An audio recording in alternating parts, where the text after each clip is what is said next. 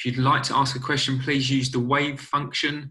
We will then promote you to a panelist where you can unmute yourself to ask the question. We'll begin with Ian Bolton at Sky Sports News. Afternoon, Frank. You good? Yes, good, thank you. Good. Let's make a start. How's the squad looking for this match? N'Golo Kante came off against Watford. Is he going to be okay? And how do things stand with Tomori and Kovacic? Yeah, Kante won't be in the squad. Hurt his hamstring, low-level hamstring injury. So we're hoping it'll be a week or so. Kovacic trained with us today. He's not ready for this game. Hopefully the next. And Tomori still not ready. Had a small setback in training. Hopefully next week. As far as N'Golo Kante is concerned, he'll miss Palace and Sheffield United. We'll play that one as it goes, but I would expect we'll be very lucky to have him for Sheffield United. Okay. Anybody else? Any other concerns? No, we're all good after that. Okay. Look, 3 wins out of 4 in the Premier League since the restart, just the one defeat. After the weekend win over Watford and the manner in which you played, do you sense that things are very much back on track? I'm not sure they were off track, and I'm not sure we're back on track because every game is another obstacle in the Premier League. They're all difficult, so we know what we've got in front of us now. Short period of games that are going to get us hopefully to where we want to be in the season or not. So we just have to take it at face value. Crystal Palace, a very difficult team to play against, a very good team, very organised, good individual players that can hurt you as well defensively. So I'm not too concerned of where we're at. I just want us to approach the game in the right way. Sure. 4th in the table. Of those below you, I suppose Manchester United are closest, just 2 points behind. Are they also the biggest threat? From behind? Well, yeah, they're closest. They're a very strong team. They're in great form for a long period of time. They've got, really good players, really good individual players. And you've seen the momentum they gained at this part of the season, individual across their front three, all scoring lots of goals. So, yeah, they're the biggest threat from behind, I guess. But as I said before, this is the Premier League and it looks that way today. It's how us as teams now finish this season, game by game. Look, finally, from me, I just want to get your thoughts about the drinks breaks at the midway point of the first and the second half. Chris Wilder is against them. He's called them a tactical break, and it's now becoming a match of 4 quarters. Does he have a point? Yeah, I think he does. I think they were brought in with the right intention. So as a coach, obviously, you try and use it if you can, because any moment to speak with the players during game can be pretty precious. So I don't think it's an uneven playing field in that sense. We all have the same periods to talk to our players. So I thought it was brought in place for this short period of the season, and maybe they'll see it through to the end of the season. I can't see it going any further than that. I don't think anybody would want that. Okay, we'll go to Moose at Talk Sport. Hi, Frank. Hi, Moose. Can you just talk to me a bit about the pressure now with 5-6 games to go on you and the team to finish in the top 4? Because, you were a rookie manager in the Premier League when it started. You've been there a year now. But what's the pressure on you and the team going forward for the last 5-6 games? Yeah, I think the pressure ramps up without a doubt. I think game by game, results around you can affect it. We had both ends of that, pre-West Ham and then pre-Watford, where the pressure was there for different reasons. I enjoy it. It's something I was used to as a player. I think as a manager, you certainly take more on board than as an individual player. So that's been slightly different for me because you take the expectations of the club and the fans, etc. So that ramps up, but that's what we're in it for. That's what it's all about. And, all I want to do now is make sure we get everything right that we can control, which is preparation, maintaining ourselves in between games and making sure that we recover right. And prepare for each game as they come. Those rules remain the same, and we have to handle the pressure. Mason's had a terrific first season. So too has Tammy as a real starter in the Premier League. But 2 players that have kind of got lost a little bit, Callum Hudson-Odoi and Ruben Loftus-Cheek, mainly because of injuries, not their fault.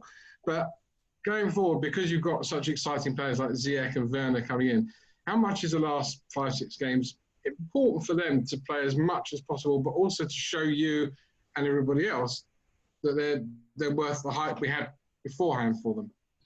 Yeah, I mean, like you say, they're both sort of slightly similar cases, different in their own way, because Ruben literally played no games for a long, long time, and just before lockdown period, and he was just trying to find. We were trying to find him some games which we couldn't. The 23s weren't playing at the right time.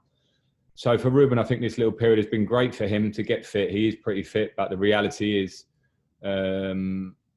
next season will be the one with another mini pre-season that he'll be really firing for, and I'm really excited for those times. That's not to say he won't contribute now. He's coming off the bench. He may start some games. He gives us something really different. And with Callum, I think he's the same. He's played more games than Ruben this year. And I think he really needs to work hard daily in training and do the right things daily. And when he gets his opportunities, whether from the bench or to start, really show input in games, really show a difference. You know, we're seeing at the moment what Christian Pulisic and what Willian are doing in the team. And when Callum comes into the team or comes on or starts, he has to show something similar in what he can do for us. So they're both young, and I both believe and trust in them. And this little mini period is good. They can certainly make impacts in their own ways. John Southall, BBC5 Live. Hi Frank, how you doing? Hi, good, thanks. No Kante, so is this the time for Jorginho to come back in, and how's he taken not playing? Because obviously he's a player who's been used to playing pretty much all the time. Yeah, he's been very professional about it. He wants to play as every player does. It's one of the hardest parts of the job, is telling the player they're not playing or picking a squad and leaving out players, particularly when they train well. And Jorginho always trains well. But he's handled it professionally, and that's what I'd expect. It's important that players, through the course of a long season, in a competitive squad like we have, are there to support players when they're playing and they're out. And he's done that, to be fair. So we'll see. We'll see with my selection tomorrow. What's the thinking been behind not playing him? Because I think I'm right in saying before the lockdown, he started 23 of the 29 games, and he's yet to feature. What's your thinking been there? I don't want to go into the personal details of positional and tactical and why I pick a team. I just have to pick a team as I see best. So they're just my choices. Okay, Ian Irvin, PLP. Hello, Frank. I was interested in what you said before about welcoming the pressure and the way that the dynamic of different results around you affects your team. A lot of managers would say that they just want their players to ignore what's happening around them in the table. Do you actually embrace that more? I think the reality is that I'd like to think they're not ignoring what's happening around them. Football's on. It's never been more on TV or viewed than it is at this moment in time. I expect them to buy into that and want to see what results are happening around us. I think that's pretty much human nature. And on a sporting level, I think that means that you care and you want to see what's happening. And then there has to be a slight switch off and a flip to the fact that you focus on yourself. So we can't control the other games. We're interested in them, but we can certainly control what we do. So it can fire you up a little bit, seeing what's happening around you. But the position we're in means a lot is in our own hands. And that's the main thing. When we train, when we prepare, when we play, that we focus absolutely on how we put out the best performance. Okay, last two in this section. Jerry Cox, followed by Dom Farrell. Hi, Frank. You okay? Hi, Joe. Yeah, good. Thank you. If it wasn't for the pandemic, we'd be in the middle of Euro 2020, I think. And it's been put back a year. And a lot of people are saying that's good for England because there's so many young players coming through. I mean, we see Mason Greenwood at United. But looking through your team, there's, 5 there already, and possibly Reece James who might come into it. Do you think Chelsea are in the position where you could be providing the future of the England team for a few years to come now? I'm not sure about that. I've spoken so much about the younger players this year, and they've all deserved their praise at the right times. But it will always be on them individually in their England careers as to how they go forwards. Whether it's how they train here, how they play here. It means selection, which means when they go, can they train well enough? Can they play well enough to stay and be important to the England team? So I don't think I can sit here now and say my 5 and 6 are going to do that for this period of time. Individually, they will all have their own aims. They certainly all have capabilities to be big parts of Chelsea's future and hopefully England. But that's in their hands. Okay, last question. Dom Farrell from Perform. Hi there, Frank. Yeah, just a quick one on Christian Pulisic, who I know there's been a little bit of talk last few weeks of people comparing to Eden Hazard, and maybe that's not a route you want to go down. But I was wondering if you could explain, having played with Eden, what makes Christian different? What are some of his different qualities that, maybe some of us aren't looking at when we're trying to make that comparison? Well, having played with Eden and seeing him come to the club at a relatively young age, similar to Christian, and we saw the development of him. But he had a special talent straight away of being able to receive a ball and have great balance and go past players so well. And he would almost draw a lot of players towards him to open up space for others, and he was pretty unselfish in how he would make assists in that way. I think with Christian, he's possibly more direct in his style sometimes in terms of how he goes past players and runs off the ball, which I like. Eden would come and get the ball and take it past players a lot. I think with Christian, I think sometimes he has the real ability to break a line and run forward, which is a really great trait in the modern game.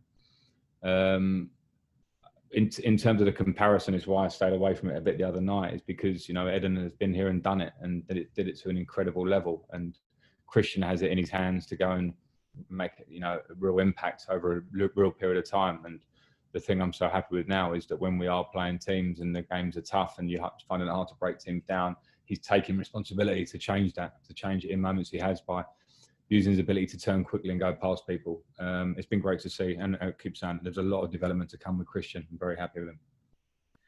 Okay, that's the end of the broadcast section.